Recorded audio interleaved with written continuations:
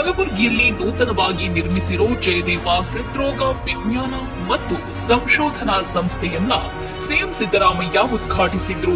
ನಗರದ ಅನ್ನಪೂರ್ಣ ಕ್ರಾಸ್ ಬಳಿ 7 ಎಕರೆಯಲ್ಲಿ 371 ಹಾಸಿಗೆಯ ಹೃದ್ರೋಗ ಆಸ್ಪತ್ರೆ ನಿರ್ಮಿಸಲಾಗಿದೆ. ಕೆಕೆಆರ್ಡಿಬಿಯ 302 ಕೋಟಿ ಸಹಾಯಧನದೊಂದಿಗೆ ಒಟ್ಟು 327.17 ಕೋಟಿ ವೆಚ್ಚದಲ್ಲಿ ಆಸ್ಪತ್ರೆ ನಿರ್ಮಿಸಲಾಗಿದ್ದು, ಕಲ್ಯಾಣ ಕರ್ನಾಟಕ ಭಾಗದ ಜನರಿಗೆ ಸಂಜೀವಿನಿಯಾಗಲಿದೆ. ಖಾಸಗಿ ಆಸ್ಪತ್ರೆಗಳಿಗೂ ಮೀರಿಸುವ ಗುಣಮಟ್ಟದ ಸೇವೆ ಜನವರಿ 1, 2025ರಿಂದ ಸಾರ್ವಜನಿಕರಿಗೆ ಲಭ್ಯವಾಗಲಿದೆ.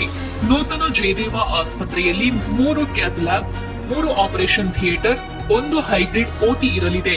ಎಕ್ಸ್ರೇ, ಎಂಆರ್ಐ, ಬ್ಲಡ್ ಬ್ಯಾಂಕ್ ಸೇವೆ ಲಭ್ಯವಿರಲಿದೆ. 105 ಐಸಿಯು ಬೆಡ್, 120 ಜನರಲ್ ಬೆಡ್ ಸೇರಿದಂತೆ ಒಟ್ಟು 371 ಹಾಸಿಗೆ ಸಾಮರ್ಥ್ಯ ಇದ್ದು, ಅತ್ಯಾಧುನಿಕ ಸೌಲಭ್ಯದೊಂದಿಗೆ ಬಿಪಿಎಲ್ ರೋಗಿಗಳಿಗೆ ಉಚಿತ ಮತ್ತು ಎಪಿಎಲ್ ರೋಗಿಗಳಿಗೆ 30% ರಿಯಾಯಿತಿ ದರದಲ್ಲಿ ಚಿಕಿತ್ಸೆ ಸಿಗಲಿದೆ.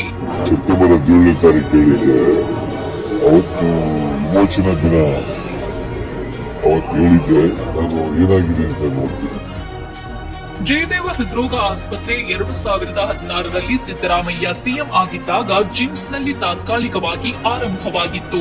ಈಗ 8 ವರ್ಷಗಳ ಬಳಿಕ ನೂತನ ಆಸ್ಪತ್ರೆ ಲೋಕಾರ್ಪಣೆಗೊಂಡಿದೆ.